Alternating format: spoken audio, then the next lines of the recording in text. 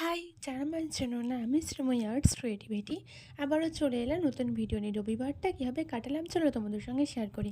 সকাল সকাল ফার্স্টেই ঘুম থেকে উঠে আমি চলে গেছিলাম আমার পছন্দের জায়গায়, আমার ফুল গাছ ব্যালকনিতে। মা এই গাছগুলো লাগিয়েছে।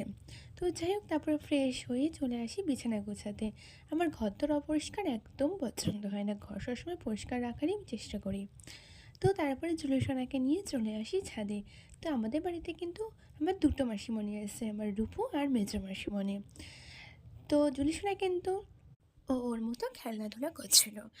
তো যাই হোক, তারপরে মা নিয়ে চলে আসে ছাদে ডিমের তরকারি আর মাছের ঝোল। তো যাই হোক, রান্নাটা কিন্তু দুর্দান্ত ছিল। তারপরে স্নান করে পুজো দিয়ে চলে আসি ছাদে। তো ছাদে এসে একটু স্কিন কেয়ার করে নিচ্ছিলাম।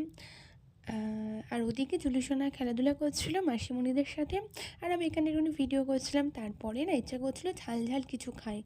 তো কী খাবো করতে করতে তারপরে ভাবলাম আলু কাবলি মাখি। তো দেখো, নিচে গিয়ে কিন্তু আমি ফার্স্টে রাইস কুকারে আলু সেদ্ধটা বসিয়ে নিয়েছিলাম। তারপরে ছাদে নিয়ে এসে দেখো আলু কাবলিটা রেডি করছি। আমার মাসিমণি, আমার মায়ের কিন্তু হেব্বি লেগেছে খেতে। তোমাদের ভিডিওটা কেমন লেগেছে জানাতে কিন্তু একদম ভুলো না।